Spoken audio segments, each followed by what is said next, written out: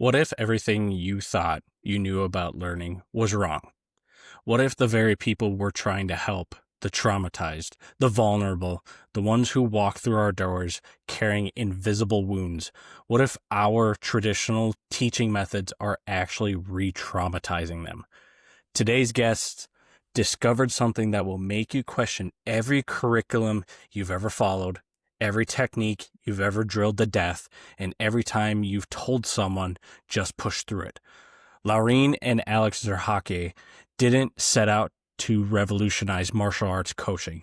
They were just baby blue belts who opened up their own jiu-jitsu school in Munich, Germany, after witnessing harassment in their training environment. But what they stumbled upon changed everything, not just for their students, aka their teammates, but for how we understand the intersection of trauma, learning, and human potential. See, Laurien came to martial arts carrying her own trauma, and when traditional coaching methods failed her, when instructors told her jiu-jitsu isn't for you because she couldn't just stop her traumatic responses, she refused to accept that answer. Instead, she asked a different question. What if we design learning environments where people don't get activated in the first place? What they discovered will blow your mind. Through trauma-informed coaching and ecological psychology, they found that when you give people choice, when you make movement the reward, when you let them solve problems instead of drilling techniques, magic happens. Students, teammates learn faster, they stay longer, they don't just survive, they thrive.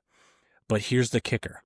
Their approach doesn't just work for people with trauma. It works for everybody. Because it turns out, when you design for the most vulnerable, you create something better for all of us.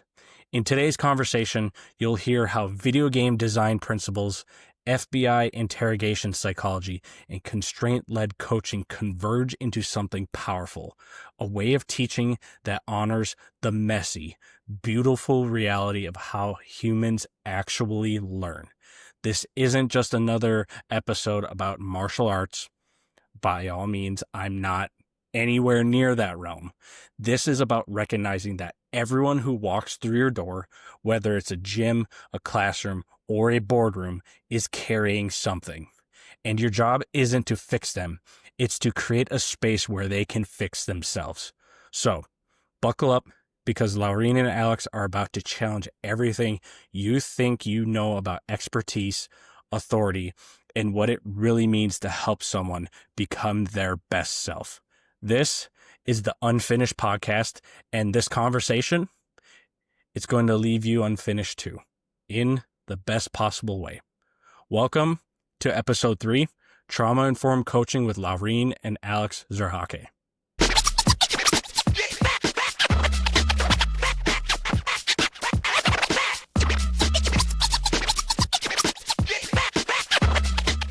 All right. Is it Laurien or Lauren?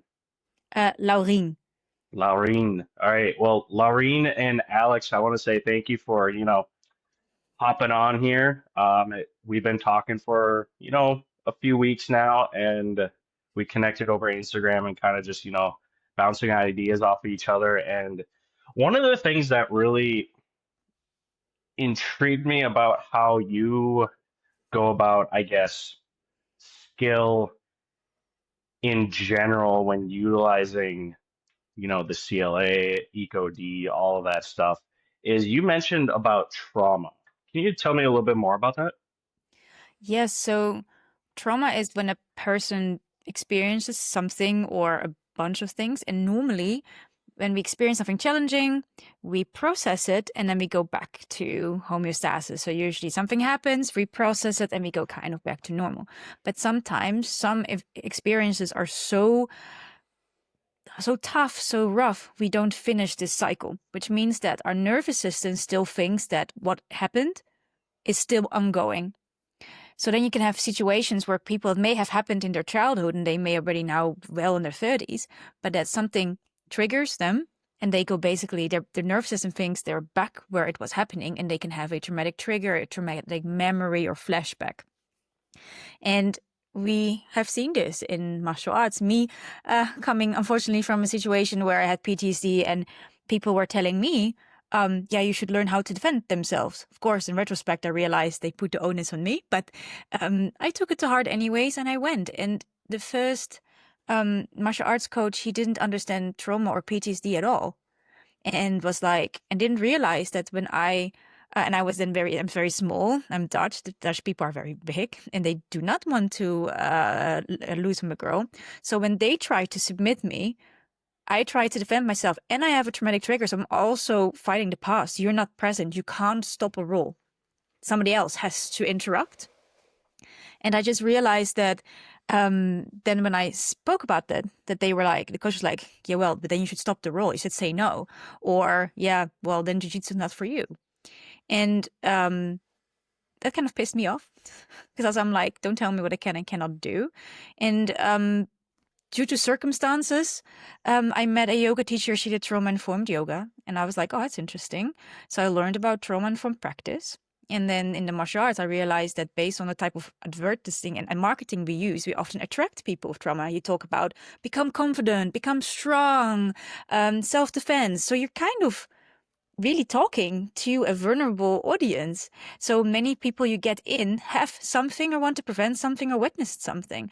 And since we were then specifically trauma from school, then the question was, how can we create practice where people don't get activated? And so we realized, okay, we need to keep the nervous system in the rest and digest, in the parasympathetic nervous system active. How do you do that? Okay, well, the stakes should be low, not high. Otherwise, it can get too overwhelming. So games. And that is how we found our way to COA, because through games, we found ecological psychology, ecological dynamics, and then, of course, the method, the constraints-led approach. And after that, we never look back. Awesome. No, that is a powerful way to look about it. And you know, when we were first talking, I never really thought of it in that sense. I mean, for me, like when I came across this whole umbrella of theories and ideas, I was in the sports performance world. I was a coach, and looking back at all of that and how to improve performance that way. Now I'm looking at more like of a global view of just like parenting, business, coaching, all that stuff.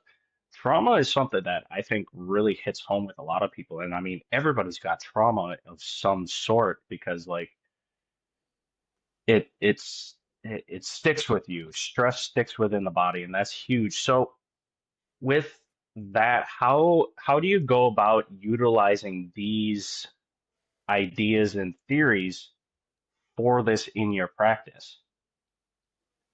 Do you want to do it? I can. So one of the biggest things is to give agency to the people, to give them choice. Um, so we don't teach top down. We don't tell them what to do, but we set games, rules in which they can explore and figure out their own solution. So that's one very clear example for choice.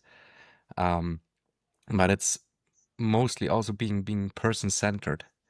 So greeting them, looking them in the eye, knowing their names, asking them how their day was, things like that to really connect to them so that they also feel empowered to tell us when there's something up. They don't need to tell us anything about their trauma, their past.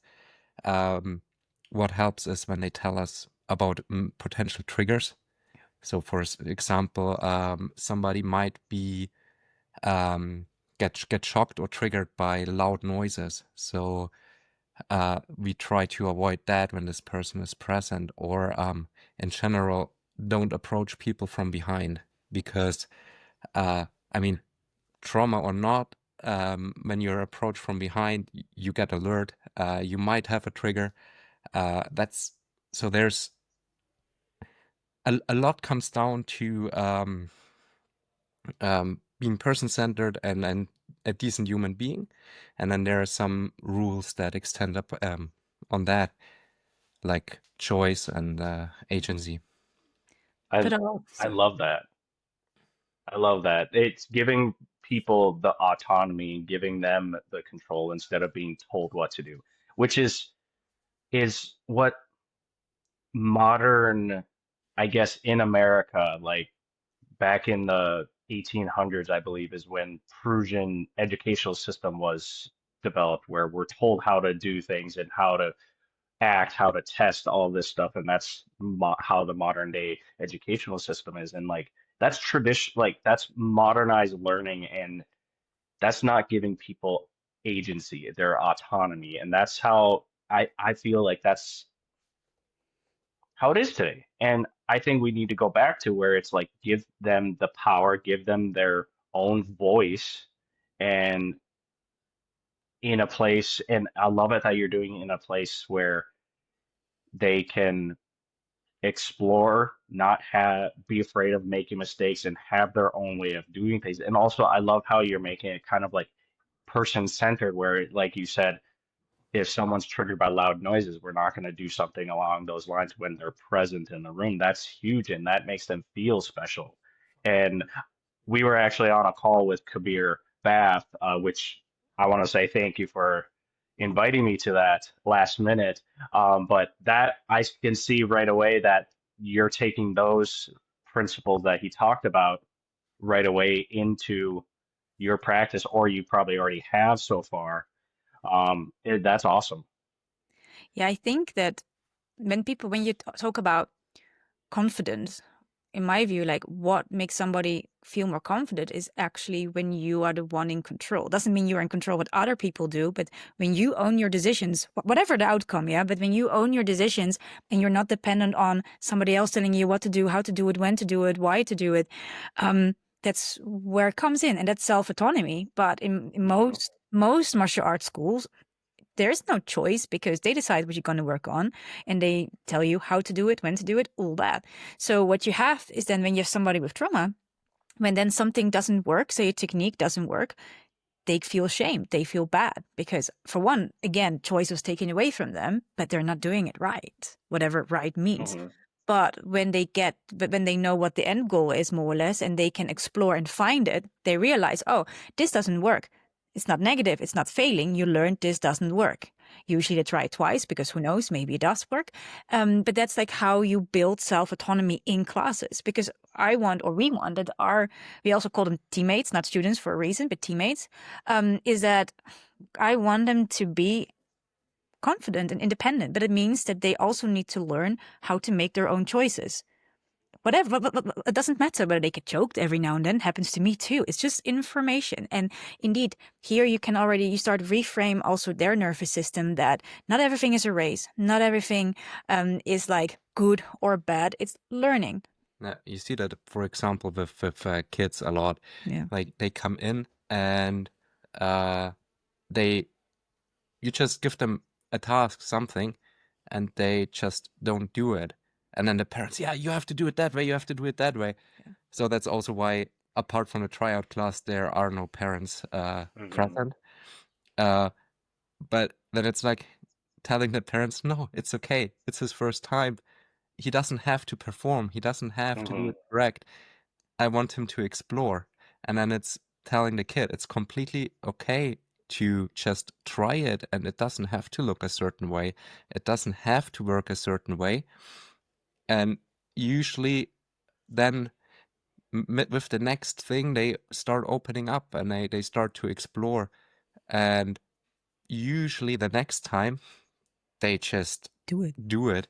Like, for Mhm. example, with animal drills or yeah, some other things are more complicated. We, for example, let them swing on a rope, and yeah, For that some, strengthens the grip. And then some parents are like, no, you have to grip higher, you have to tuck your feet in.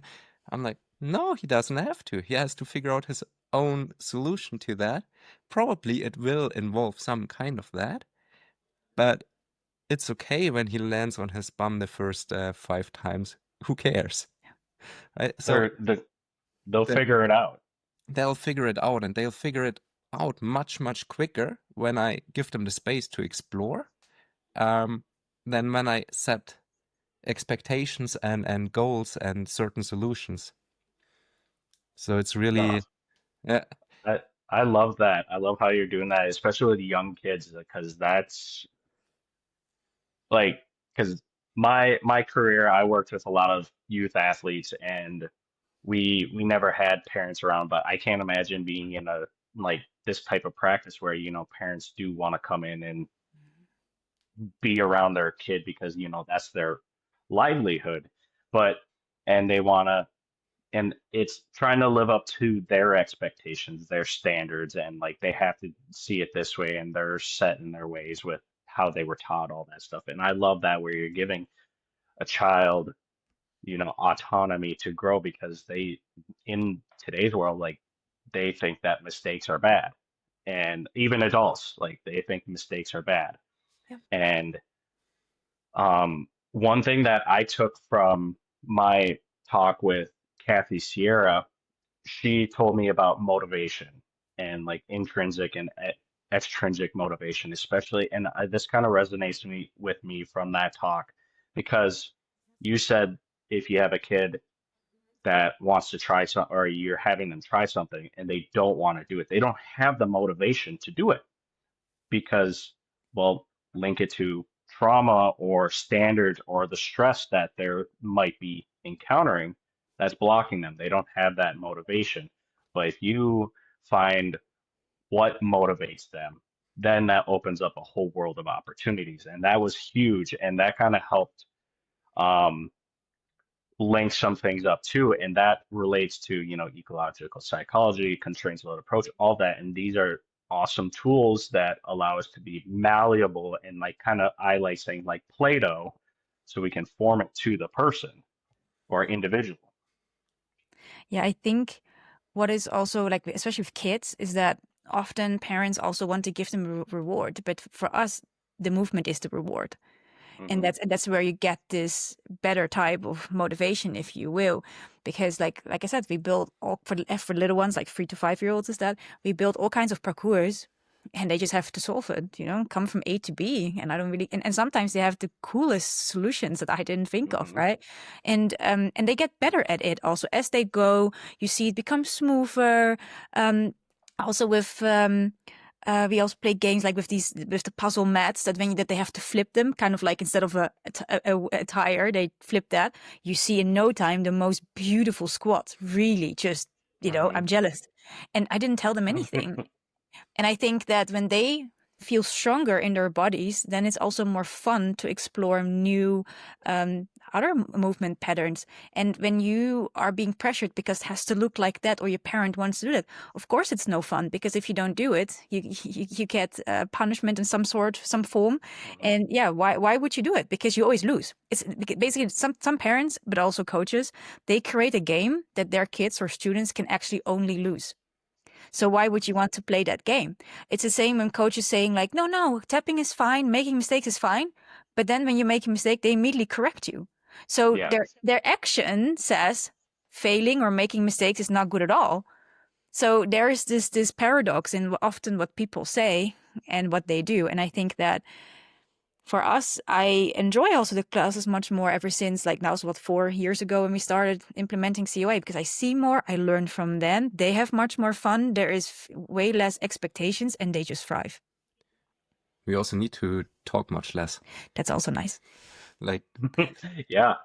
Yeah. Yeah, uh, no, I know. I remember when I first started out as a strength coach, and I come back from my days at the weight room, and my voice is just it's gone, and I'm like I can't talk. Then when I started implementing a lot of these or start learning these ideas and theories, I'm just like, wow, I have much more energy, and this is much more fun, and um, but then there comes this side of people just find it that it's not structured. They don't believe in it and all that stuff. And there's that whole side of things too. But then it's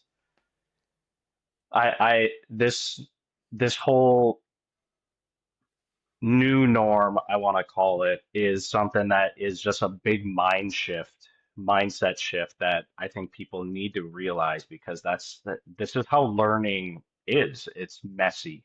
It's unfinished from time to time. It's not perfect. It's not polished. It's not a diamond.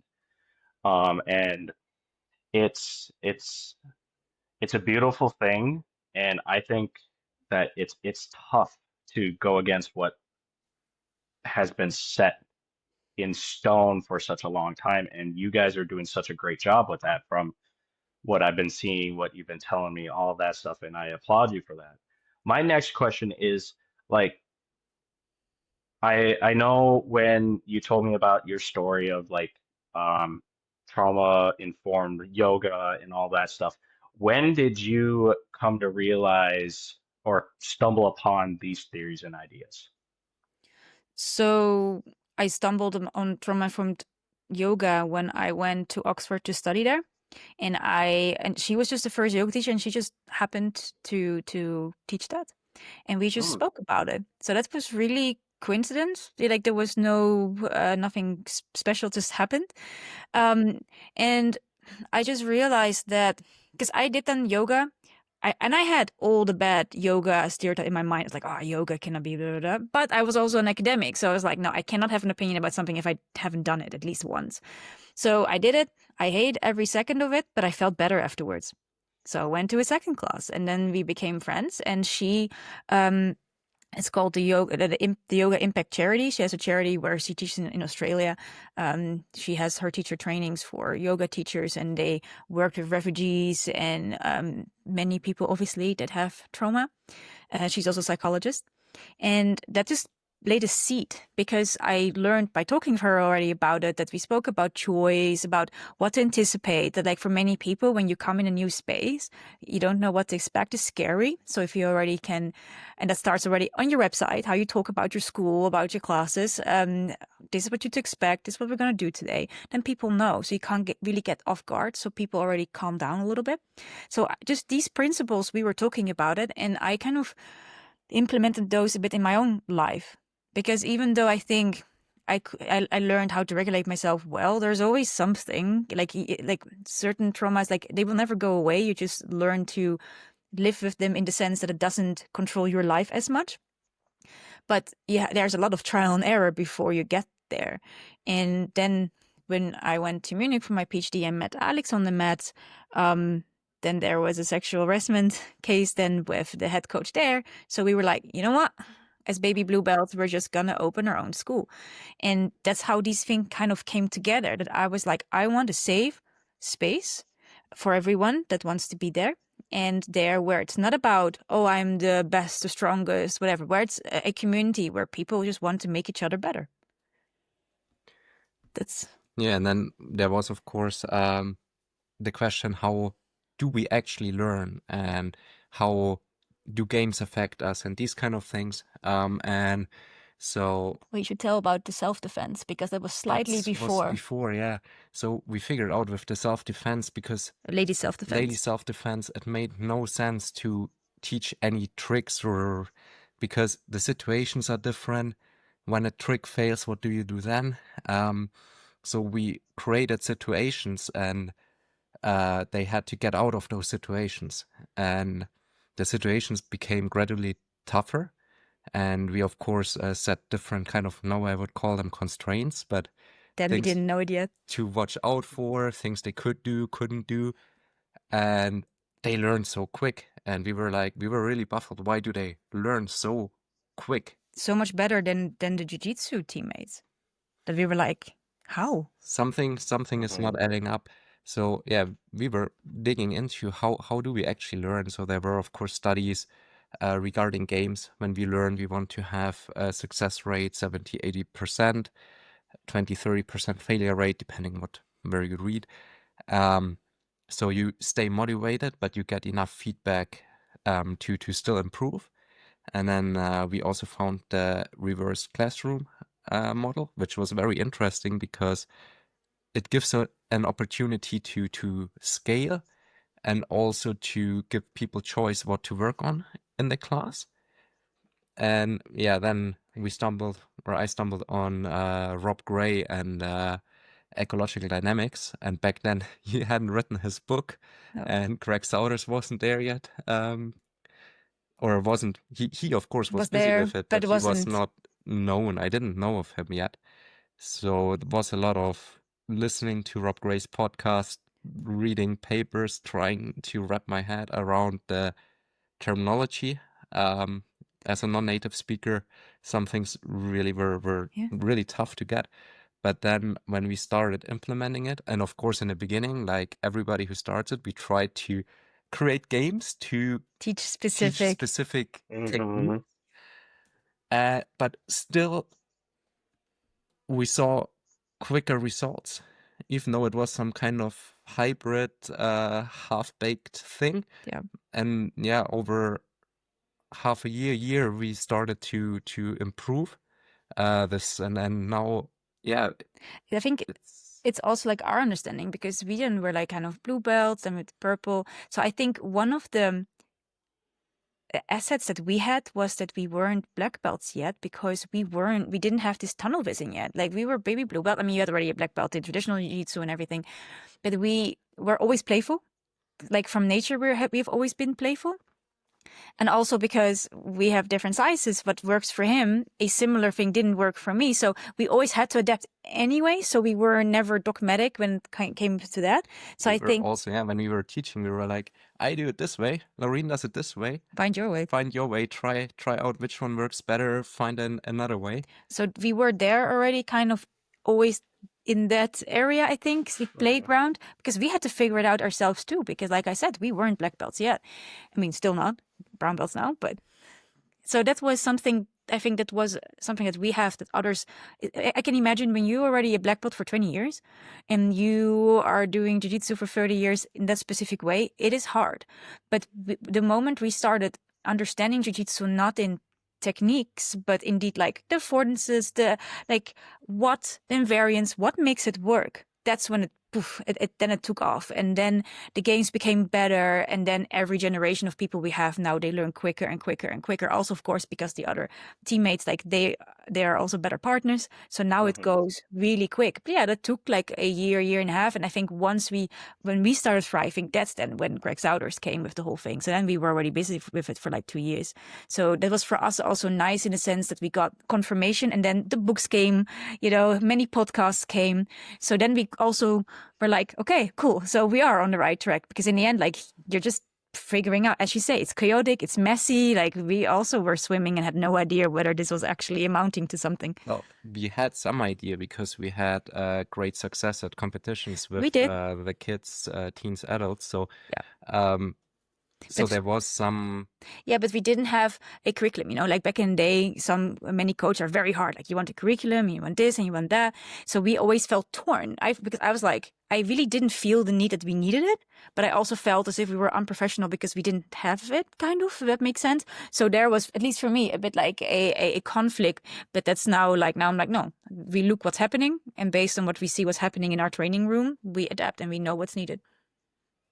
I love that whole thing, the routes that you took from in that whole story that you took is actually pretty powerful. And one thing too is, with that, you are throwing away that conflict of just like, should we have a curriculum or not, when you first implemented this and started opening up your own school. And I love that throw away like the norms, throw away the old way of doing things, and like embrace the mess, embrace that and finished process. Because another thing I took from my chat with Kathy is, um, like this, the gradient, or it's it being able to fall back upon like what you have been taught. Because like, if in the traditional way you go from step to step, phase to phase, and you've probably heard of like,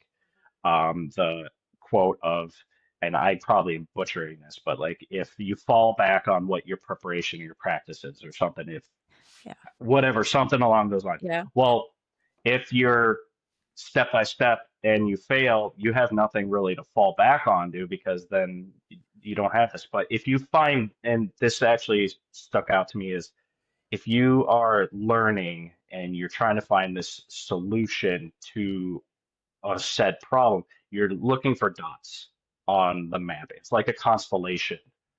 You look for dots here, here, here, here, and if this dot works for this solution or for this problem, you experience that dot, and there's micro dots around that, all that, micro moments, all that. And if you're taught how to do things from a step-by-step phase, the phase approach, you only have one dot here, one dot here, one dot here, versus these thousands of dots. And how you are doing that, or how you have been doing that since you were both not black belts and you're going through it yourself, you have, and you're doing this with your teammates, like they're getting exposed to many more dots and finding those dots, and that's powerful. And I love that. That's a great way to go about that, is you're immersed in it. You aren't at the highest level right now. Like you'll get there someday, but I'm sure you'll still have that student or like that curious, messy, fun mindset. And that's going to be better off for you. I think so too. Like, It's also how do we define basics? That's what it comes Yeah, down to. exactly. Because when Like, basic is Yeah. step 1, 2, 3 God pass, is it? yeah, no, Yeah. yeah, or is no, it certain movement skills? Is it to know what to look for in certain situations? Is it knowing where you want to get to, where you don't want to be, and how you get from one situation to the other? mhm. And then it becomes much harder to actually describe and grasp what those basics are, and it's but it makes much more sense Yeah. in the end. We Like, we saw that also when we have like friends visiting, and they were like, "So how long are they training?" And I'm like, "Sometimes just 2 months, 3 months." And then they were like, "Wow, like they understand the game of jiu-jitsu already better than many higher belts I know, even though I also know that they don't know a lot yet." And that was for me the thing, that usually each school has like a speciality, can maybe arm bars, throws, and for us I think it's problem solving, because I did on the 8th of March, when International Women's Day, I did a free class for women, and what was interesting was that apart from one, all the other women never did jiu-jitsu before, and it was 90 minutes, and if you would have seen the beginning and the end, you would not believe that was just 90 minutes. Because we did some game, because first, and that's circling back to trauma from coaching, touch, especially for women, is difficult. So we play very simple games where they have minimum touch, but it's still a game. So they start to feel more comfortable. We switch partners a lot, so they get to talk with everybody. So it's also like low intensity that you still can talk. And then step by step, we have just this game where you have one mat and they just have to somehow get each other out of that mat and want to occupy that mat themselves. And they can lift legs, they can hold the hips, they can grip, like we explain which grips and everything that they can do, the constraints. And it looks already like decent wrestling in this game. Then we go on the ground and I just say, okay, I want you to get chest to chest or chest to back connection. And the other one, you just want to keep connections on the ground. It looks like really good passing. Then we did a connection from, say you passed, so from chest to chest connection, that you want to get to a better position. And the other one wants to stand up or get the legs in between. So they did all these things. So by the end, when it was sparring time, they kind of played already a big chunk of the game of jiu-jitsu. And you saw passes over, under, around, through, all of these things. I didn't tell them anything. They figured it out themselves. And then this one lady who had, before she got pregnant, it was already some years ago, she had 4 jiu-jitsu classes in a more old school thing. And she said, yeah, even after 4 classes there, I still didn't know what was I supposed to do, because I only could then apply that technique if I miraculously get in that position. But if I don't get there during sparring, I have no idea what to do. Whereas now she knew exactly what she wanted and she figured it out. So yeah. I love that. Yeah. I love that. That that revelation of that individual that you mentioned, like she went to 4 classes before she went to this, and she still didn't know what to do. My only little speck of being involved with martial arts or jujitsu in any aspect was when I was in high school, which, God, that was 15 years ago now. I'm 30, so it's crazy to look back at that. But I I think I just went into a jujitsu martial arts like place, and I think I was there for a couple months, and like I still didn't know what the fuck I was doing. Like I was taught how to do like Kimura, armbar, and certain sparring and passes and all that stuff. And um after a couple months, I'm still like, I'm lost. I don't know what I'm doing. And it was this Yeah. curriculum based. And looking back at that now, and like looking back at, my whole athletic career as a discus thrower in track and field, like it was always step by step. I have to do this. Then I get the outcome. Well, my goal was to make the Olympics. I fell very short of that. I came close at a couple times, uh, but it was just it, it it it was debilitating. And I feel like that's the common message with this whole talk is just screw the old way. Like this this is the way. And I know a lot of people are gonna probably I'm gonna probably get a lot of flack for saying that, but I honestly it's this mindset, and I feel like people are just scared of trying that new thing, which it's not a fad or anything like that. This is a whole new mindset that I think is gonna change. And it's kind of interesting too that and actually I think it's kind of beautiful that it's starting in the martial arts realm, because since kind of me going on social media and kind of talking about this more and embracing research, content creation, all that, I've seen this really grow in the martial arts world. And I'm just like, it's a perfect place. And I'm glad that it's kind of starting this revolution. Hopefully, it kind of evolves and uh, is like an osmosis effect on other sports, but we'll see.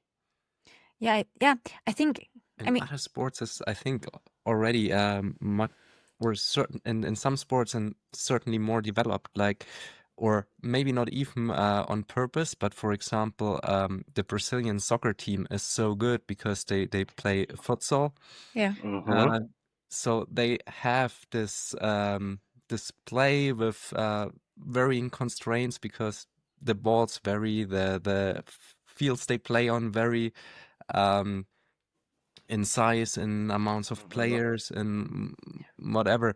So there, it's innate. But I also think that other sports that are already where there's more money, they also invest more in these kind of things. For example, I think Rob Gray is very big in baseball, and he's has Hmm. a lot of consulting gigs Yeah. there.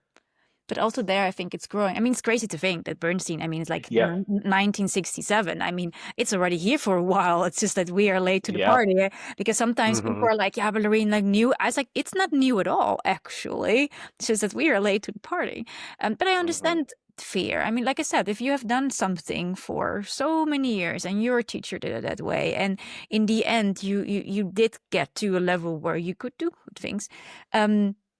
I understand it, but I also find that if you are a teacher of any kind, whether that's sports or something else, I think that part of your job is to always keep on learning, because you keep on doing this until there's a better way. Hmm. And I think I that, agree. because if there in a couple of years there's again a better way, I will be the first one to play with that. So I think, Hmm. I'm like, what I would say to coaches when they hesitate or feel a bit scared, don't identify too much with your coaching style, because it doesn't say anything. It has nothing to do with you. It's just something that we choose to apply or not. I mean, if I go to a shop and I put on trousers and I don't like them, just because I put them on doesn't mean that I have to buy them. You can also just put them back or choose different ones. And I think that there we can be a bit more fluid if we just how I say it now, distinguish and just put a little distance between to us as a person, as a coach, and our coaching methods. The coaching method is also just one Little, brick in all the yeah, foundations we build on as coaches. Because, for example, when we don't have personal connection with our teammates, then we can teach in whatever style we want, and they might just reject it, or they might not be our teammates anymore soonish. So we need to connect with them, build trust, build rapport, so that they actually also take what we say. And then there's, of course, the content we teach. We also need to invest that. And then Also walking the talk, right? That also if there's a conflict or something happening in a gym, that if so, you also remove people that should not be in the school. That's also a thing. Like we all, like recently there's now a lot of talk now about safeguarding, safe spaces and all that. But I also think that some people think like that a healthy school is always healthy. I'm like, a healthy school means that they have safeguarding protocols in place. If something happens, they know how to deal with it and handle it professionally. Because every school there will be every now and then some drama or something will happen. It's just how we are. But it's about what we do. Yuki. Sorry. Yuki. No worries. There's a reason why I don't have my dog with me because she'll No, probably be snoring right next to me. normally she also snores, but I think there was something outside. yeah. She's a therapy dog, by the way. Like you would love her. So she's a Oh, therapy dog. okay. And she is so she helps us like with people with trauma when she senses before they sense it, and she then can already show us, so then we already can like respond well to it. She's also a very good grappler, especially with the gi. She just grabs it. She can do kimuras and stuff. So she's also a very That good. is that is awesome. She's a very good That is uka as awesome. well. So you know she's really a coach. So that's her dramatic entrance into the conversation. Well, she's gonna make the podcast, so she's gonna make it. Yeah, no. Before that whole thing, you were kind of talking about the schools being messy and just having safeguarding protocols Yeah, and that like I think. how to deal with it. Yeah, I think if you want to have a community where people really want to learn and feel safe, that also means that if something happens, that you also act upon it. Like if, say, there's a case of an individual that is, I don't know, harassing somebody in whatever form, that you don't also take care of that, because safety cannot exist when we don't, like people cannot, because we know we heal and we learn the most optimally when we feel safe. So for coaches, that means keep your space safe. And if there are obstacles or things in the way, then remove them. And I think that that's also one of the things that if you have, say you would be the best coach ever when it comes to COA, but you're not approachable, you don't keep your mat space safe, people are not going to learn as optimally as they could. So that's why I think it's this whole holistic thing. But many things in COA already kind of have that. Like there is choice. There are so many parts why I think it goes hand in hand with trauma informed coaching.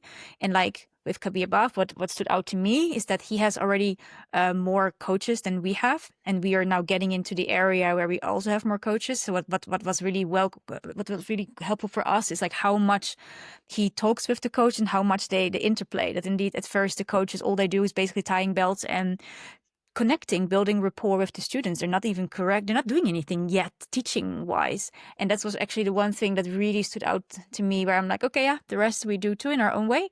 But that is like the scaling thing, because that was my question. What if you get a bigger school?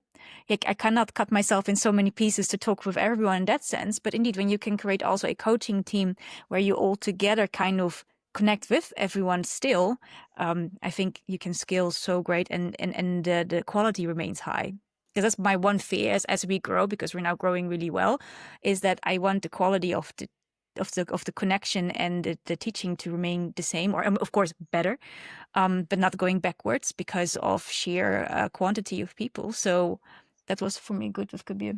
yeah, No, I get that. I think that's a fear a lot of people have, like when they run their own business is, and if they are finding success, which you guys are, which I can congratulate you on that, and is spreading themselves too thin and being kind of just like the middle of the pack kind of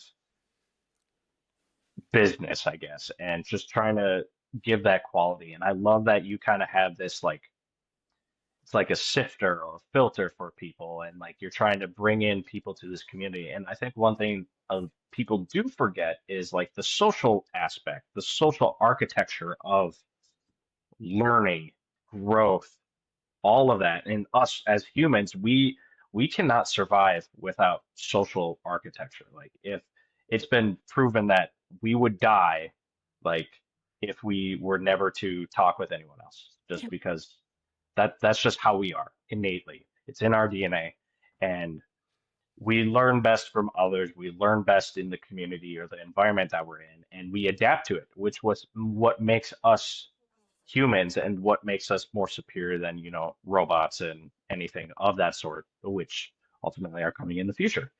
But which is, I mean, that's a whole other topic. And another thing that I've kind of encountered with people is saying, oh, artificial intelligence is gonna replace humans. Like, no, then it's not gonna happen. It could happen someday, but it's not coming for quite some time. Love going on rants. But anyway, where are, I guess,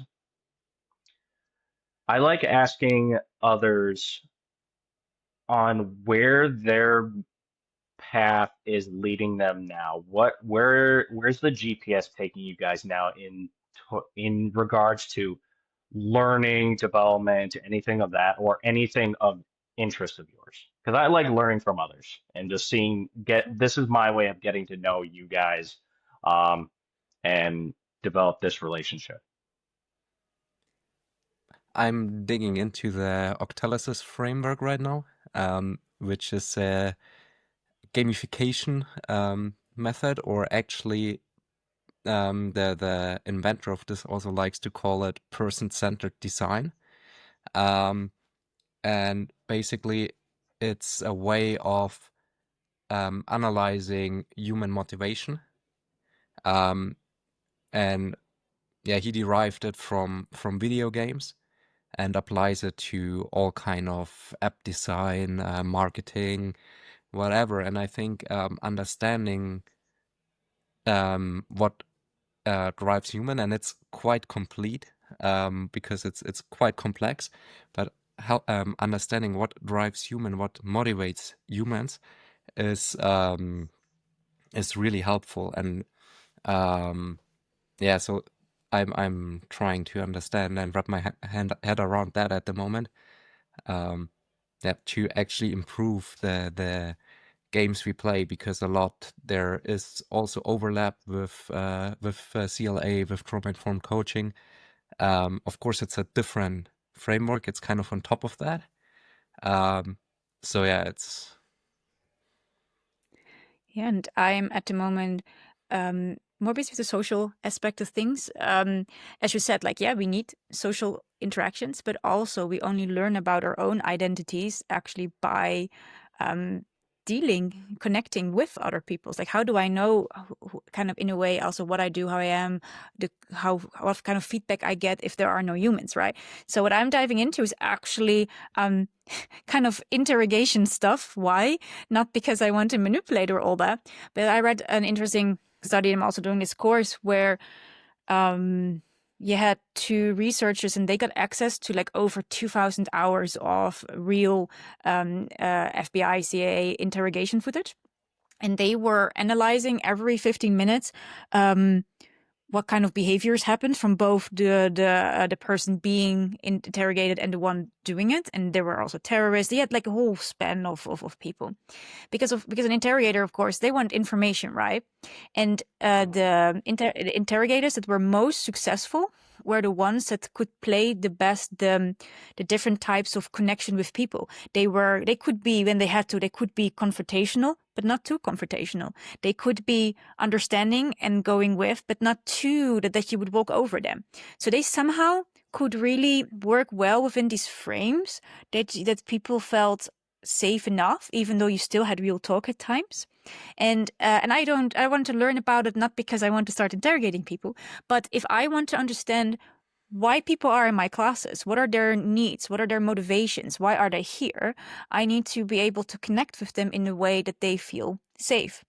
And so we all have a specific, we have specific characteristics. I'm a pretty much passionate, fiery up, direct person, I'm also Dutch, but that does not always connect well with people that are not like that. So I want to also learn to be able to still communicate with people that normally if I would be how I'm kind of wired, so to speak, which I also don't believe that's fixed, but like that, I don't want to get in conflict with people simply because we kind of have a different style or different personalities. So that's was actually where I also want to learn, like, where can I learn to communicate better so that people feel better, that more people want to stay, these kind of things, and not from a manipulative perspective, but I just want to understand the psychology better. And I actually found what Secret Services do, they have to understand the human psychology very well, otherwise it doesn't work. So that's like where I kind of now at the moment am learning. Wow, those are two different parallels right there. Yeah. I love that. Yeah. I love that. Um, I guess I'm trying to wrap my head around on how I'm going to transition from that because that's pretty cool. No, with the interrogation stuff, that's actually I never really thought of it that way. That's interesting and how you can pull away from that and how to adapt to certain personas, I guess. And especially with trauma, it really messes with I can't say it. I can't say messes, but it affects people in different ways. And it's like its own puzzle, like with each person and how you can get across to them and whatnot. I guess my follow-up question is to that, and I'll get back to Alex's with uh, that I have in my head. How do you go about get it getting the best version of someone if they are just so, I guess, the trauma that they have is kind of just really shackling them from doing anything. Well, the first thing is, I, as a coach, I'm 50% of the equation, which means that I need to understand myself first. If I try to understand other people before I understand myself, that is a very difficult task. And that's where things may go awry. So like, for instance, I'm like I said, I can be dominant. I'm like kind of a leader, but if I go too far, I would be controlling, dogmatic. So I need to know that if I would be controlling, dogmatic, if that part would become too strong, for instance, as an example, people are not going to open up. People are not going to tell me anything. People are not going to feel safe, right? Whereas if I would be as a coach too, well, I'm insecure and all that. If I'm insecure, if I don't trust me, why would my student trust me? Right?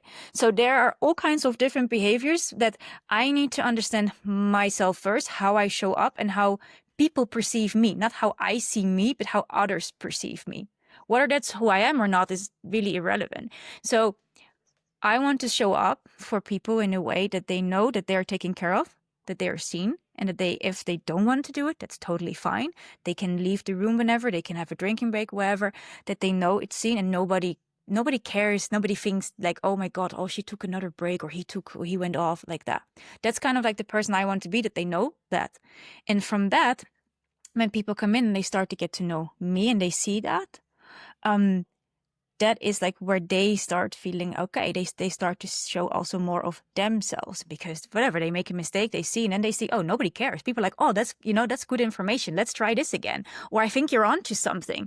And then they're like, oh, and that's how you then, as a community, people start opening up kind of like a lotus flower, and they start to also show more. Because, for instance, like I could be, when I'm in a leading position, I can be maybe, I'm there, I'm direct. But if I'm with Yuki, with my doggy there, I'm like, oh my God, you're so cute. Like, I'm a completely different role, right? So that's the same also for people coming in with trauma, because some people are now very cautious, not per se because they're cautious by nature, but life made them cautious because they experienced some really heavy stuff. So that's, I think, how we kind of go about it. And like I said, of almost all the people, I know that there is something, but I do not know the story. I know what their potential triggers is, but I have no idea what actually happened to them. I don't have to. And for them, that also means that it's not a taboo. It's not a big thing. They don't have to share if they don't want to. And so, but they can still participate, as you say, because people, they need to participate in society. And this is like a mini society where they can do so. One thing that I think is powerful too is they took the first step in showing up, walking through the door. We also acknowledge That's that. That's also important to acknowledge that. I also often say that if it's your first class, whether you have trauma or not, it may be very frustrating. And that's normal. I said that's a good thing because it means that you're learning. It means that you're trying. So we also try to not label in a negative sense, but try to label possible emotions that they may be feeling and saying that it's a good thing. And then people also already calm down, because when they then feel frustrated, oh yeah, but Coach Laurien said that that's normal. Okay, cool. So then they won't, it doesn't escalate. Reframing. It's reframing, yeah. Yeah, no, I love that. I love that. That's huge. And I think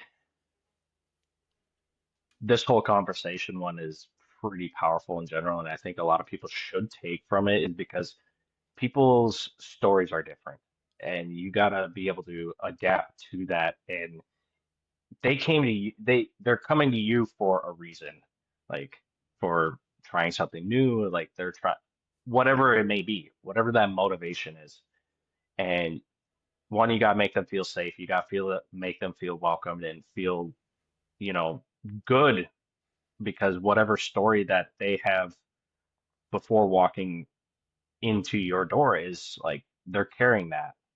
And it seems like you're doing a really good job of like adapting it to the person, not to the masses. Like you're not working with just the group and it's like, hey, this is what we're doing today. It's, hey, I could be wrong, but like my assumption is like, hey, this is what we might be working on today. But it's like Yeah. each person it's working on their solution.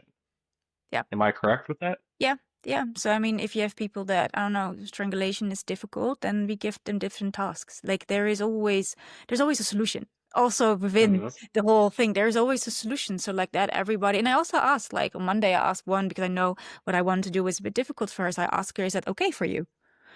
Because when not, then whatever. And there's so many other things we can do. But she's like, but because I gave her a choice, I gave her a panic button. That's so important. I gave her a panic button. She can basically tap out.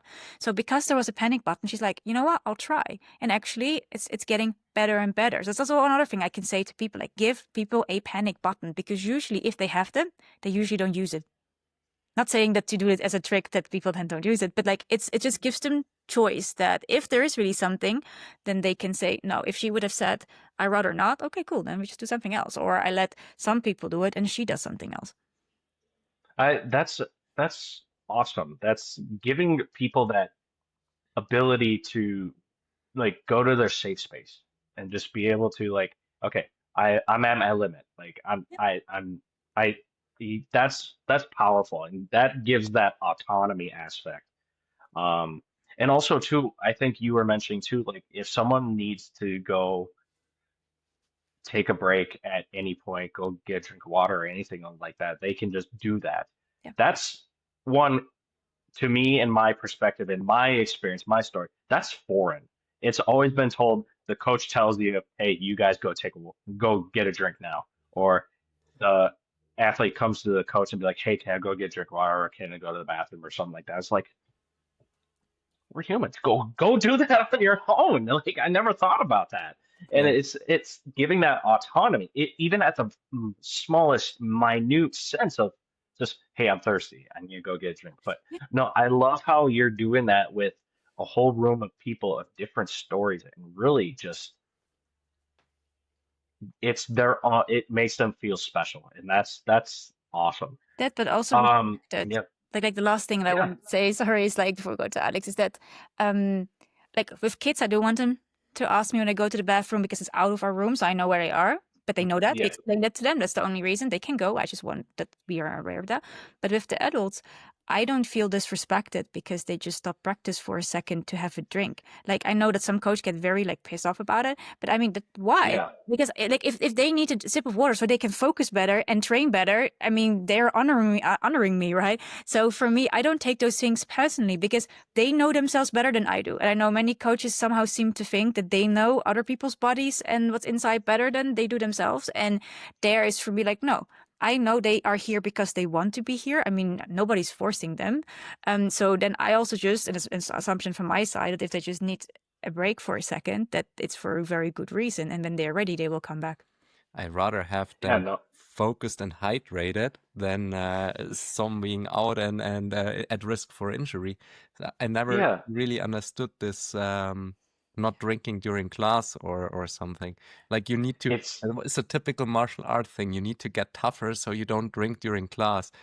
But it, that's also the again, I might get flack for this, but that's the American way too. Like it's you gotta be tough, rugged, like you gotta push through adversity or something like that. And like I mean like the again could be a whole nother topic of like mental toughness, mental integrity, all that stuff. Like there's research in a whole other field of that, but like yeah, ego plays a part in the coach's role or like the higher ups. And like this could even go into parenting as well, like Mm. or any other aspects, business owners, all that, bosses.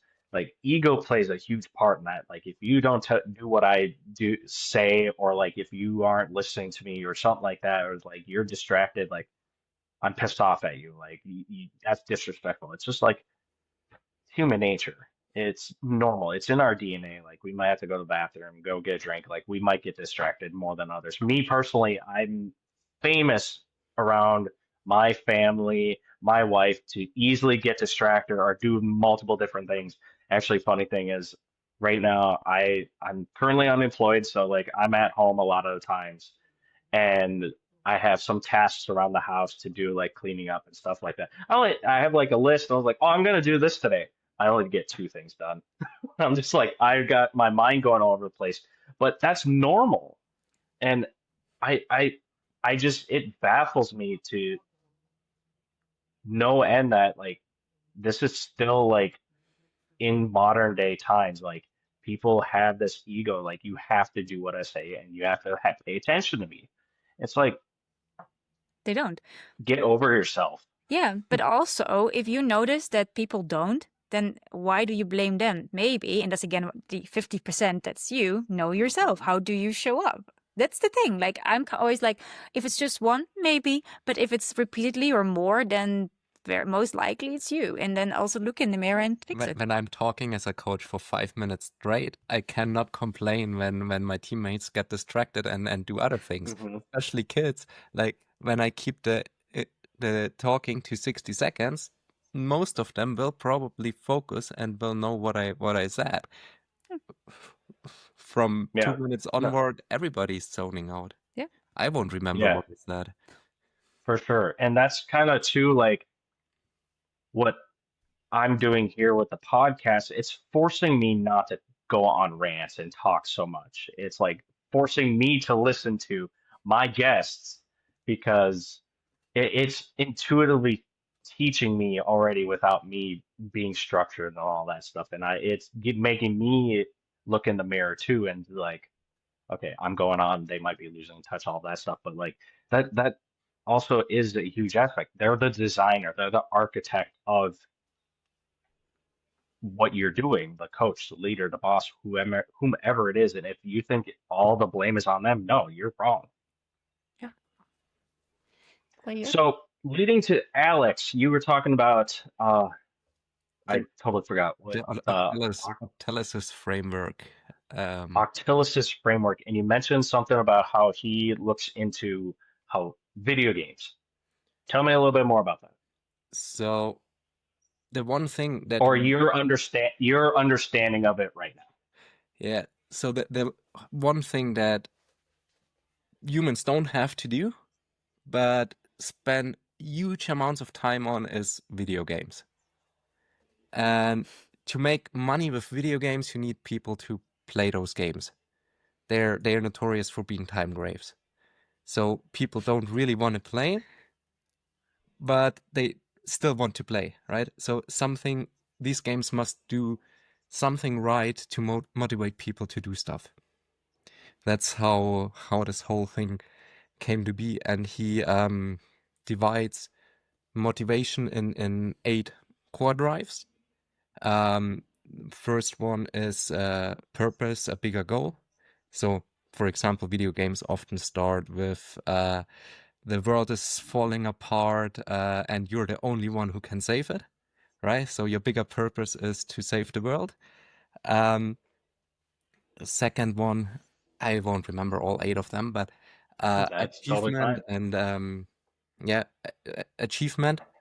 So people want to achieve something, which goes into like you have tasks that you have to fulfill, and then you get usually rewards, which is another core drive. You want to get rewards, and so it goes through one. Another one is loss and avoidance. So, for example, you don't want to die in the video game or in real life. So that's another core drive.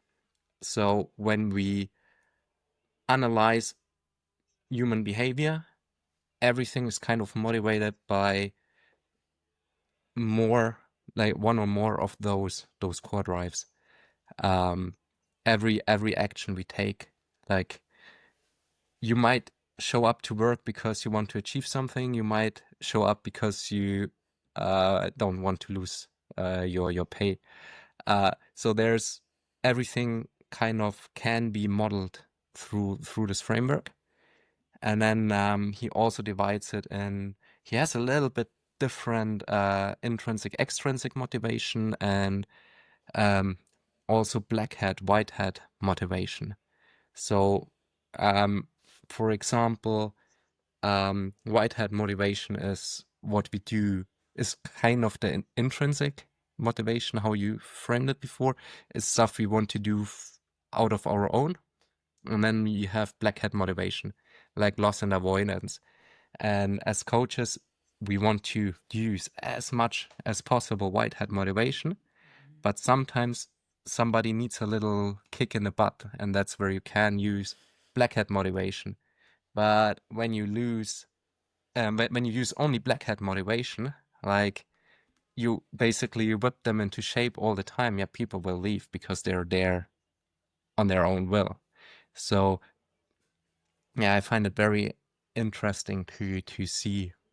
And then of course it's very individual why people come to jiu-jitsu, and also it changes over time. So he talks about 4 stages. That's the onboarding. So when people start playing the game or doing what something, the early phase, I forgot how that's called, and it goes all through till the end game when people might taper off or keep doing it. So it's really really complex, I like it. but it's also really interesting to think about. Yeah, and yeah, I can break it down, or I hope to be able to break it down. Why do people come to class? Why do people actually show up in the first place? Why do they stay? And then also for each game, because with certain games they are more engaged than with others, with other training tasks. So why is this one more motivating than the other one? Is it maybe my cueing? Is it the task itself? Doesn't choice is also like randomness is also a core drive. We are curious. So when you press a button and every time something falls out, you won't press that button anymore because you know what's happening. But if Hmm. every 20th time something else falls out, you keep pressing it because you're curious what's going to fall out now. Or maybe No, in no, a random moment something falls out, right? yeah, So, I love that. I love that. Is kind of funny that you brought up that you're learning or reading a book like that, because video games is something that, I've been playing for quite a bit of my life. Like I grew up playing video games and whatnot. I still do today. Like it's just part of me. It's my kind of escape, and I get to play. And my wife enjoys it when there's times where I'm just raging out because I'm so pissed off, nothing's working. But it that when I decided to be like looking at video games, it actually started to click a lot more for me because it's intuitively hiding a lot of these ideas of skill, learning, development, and it's in a form of a video game. And it's just like we don't know it. We didn't know it until I was just like, hold on, wait a second. And you kind of know a little bit of my like not my revelation, but like where I'm going with this, because like you're reading a really, really stripped down rough draft of what I'm working on, the games framework, and like my newsletters, this series that I'm working on, which is game theory, and relating it to all this. It's been hiding in plain sight and people just don't see it, and they think that video games are just a means of just being entertained, playing a game, and that it's frowned upon. But when you look at it, and there's so a lot of literature out there as what you're reading now, that video games can we can learn a lot from them, and it actually improves skill development and reaction time, all that stuff too. Yeah, there's no explicit instruction in video games. There's like some things Oh. are highlighted, some things are hidden, um, and usually also there are multiple ways to win at a game to reach a win state. It might be the same win states, it might be different win states, and when there's only one way to reach the win state, then people are gonna taper off. It's gonna get boring very quickly. Hmm. When you have 5 different ways, it's already more interesting. When there are infinite different ways and everybody is able to solve it differently, and there's a challenge and stuff, it becomes way more interesting. So yeah, when you observe people drilling, they do it 3 times and then they start talking and nobody really is focused anymore. Yeah, of course, because nothing changes. Hmm. No new Exactly. win state to be achieved. So a lot of things make a lot of sense when you put it in this framework. And I have to Yes. practice more analyzing with it, but that's what I'm Yeah. on there. No, and I feel like and we're still coaches today are still doing it where it's drill the same thing over and over and over and over and over again. And I that's kind of like what I went through too as an athlete, um, as a discus thrower, like drill this specific movement, turn my left, turn my left, turn my left, turn my left, over thousands upon thousands, and I'm like, and then I go to my actual full throw, and during the event, it's not there. It's just like, all right, I spent hours upon hours, reps on doing the same thing, and it wasn't fun, one, and two, it didn't work. So, Yeah. um, I guess I like opening the floor. I'm always trying new things with podcasts and stuff like that, and I have very limited experience, but I'm always trying, and that's why it's called Done and Finished Podcast. It's never the same thing twice. Um, Is there anything on top of your mind that you kind of want to get off your chest? Is there a question that I missed or that I should have asked on anything? Good question. Because I think we actually went over a lot. And I think what I notice in this podcast and this conversation is how interconnected it all is. And I think like it's not this simple black and white, do this and you'll be fine. It's much more complex than that. And I think that's what's so thrilling about it. That in the end of the day, that more of these fixed things to me, they sound so redundant and boring because I find life and learning is so much more thrilling and interesting and exciting. And I think that yeah, I think that's what came across in this podcast, that everything is kind of connected, but it's, you know, like we talk about game theory, we talk about trauma from coaching, we talk about interrogation, all these topics, and yet they're all, you know, they belong together. Yeah. No, and that's kind of like my goal too. Actually, funny thing, I in my last episode with Kathy, I I think I told her this was near the end, and it you probably gonna listen to this. Yes. This episode is gonna release in a couple weeks, actually, from this recording. But um, I think I mentioned in the very end, I was like, hey, I researched you. I kind of came up with a whole plan on how to talk through things, and like I came up with this whole outline and everything, and I was like, you know what? That was more stressful than anything. I'm just gonna roll with it. Give me the basics, and I'll be transparent with you. I was like, like I said, I was just rolling into this. Just I got out of the shower from dropping off my daughter from daycare, and I was like, I'm not going in with any plan. I'm just gonna see how it goes. And like I have certain ideas I want to talk about because like the trauma informed coaching was one that really stuck out to me, and that's why I wanted to talk to both of you. And we've been talking for quite a bit now. Um, and luckily, I'm very grateful for you two to be reading my rough draft, my bastardized version of it. But it any podcast that I've listened to, it's like the best ones out there are conversations, and they can go on tangents and all that stuff. And that's what's beautiful about it. And the podcasts that I don't like are just structured. Hey, this is what we're talking about, and it feels just like a lecture. I was never the best student in class. I literally almost got kicked out of college after my first semester because I just found it so boring.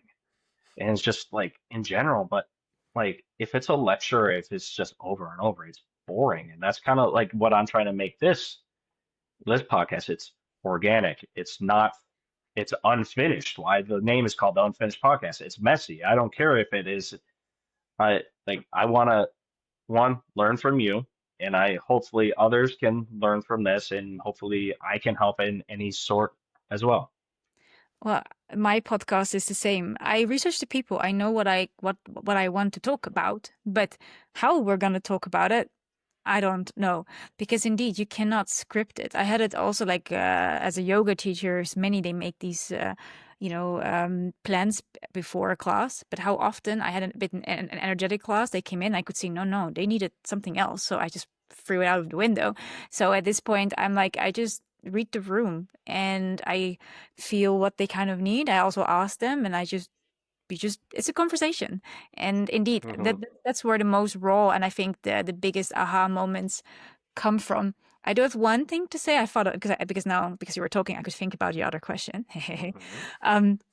If there's anyone that want to learn more about trauma from coaching, we have an online platform called Off the Zone where we teach coaches how to become trauma informed, and we also have twice a year experts on all kinds of topics that we dive deeper into specific things. So we have all kinds of psychologists, but we also have like movement scientists. We have all kinds of things that is related to coaching, safe spaces, successful coaching. And so whether it's about neurodivergent students, whether it's about eating disorders, all kind of things that you as a coach could be confronted with. And it's an ongoing list. So it's also much more a directory. So you have the core curriculum where you just learn the main things that you need to know to understand trauma and all that stuff.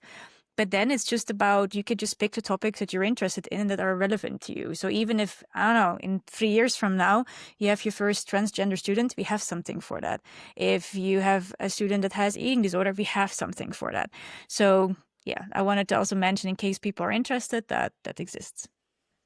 Awesome. No, that is powerful, and I think I'll do my best to promote that, obviously, Thank you. and because that's awesome. In today's world where you can come across whatever situation, and you gotta you, hopefully people can be better prepared for it. Exactly. So Yeah. yeah, for sure. Awesome. Well, if there isn't anything else, I know you two probably have a busy day uh, ahead of you since it is, afternoon, evening time, afternoon, Afternoon, Yeah. yeah. afternoon, yeah. You're in Munich, correct? Yeah. Yeah, Okay, yeah, so that's you're, maybe the other thing. If you're doing jiu-jitsu or martial arts and you want to come to Munich, train with us, you're more than welcome. Whoever is listening to this, well, always if happy. I'm ever in, I haven't been across the pond yet, and I hope I want to, I'll make sure I stop in Munich sometime. Oh, yes, please. Please do, please do. Yeah. Well, I'll let you two go. It was a pleasure. I'm so grateful that I had the time to talk with you, and we're gonna have many more conversations. For sure. And thank For you so sure. much Thank for you. having us on. Yeah, of course.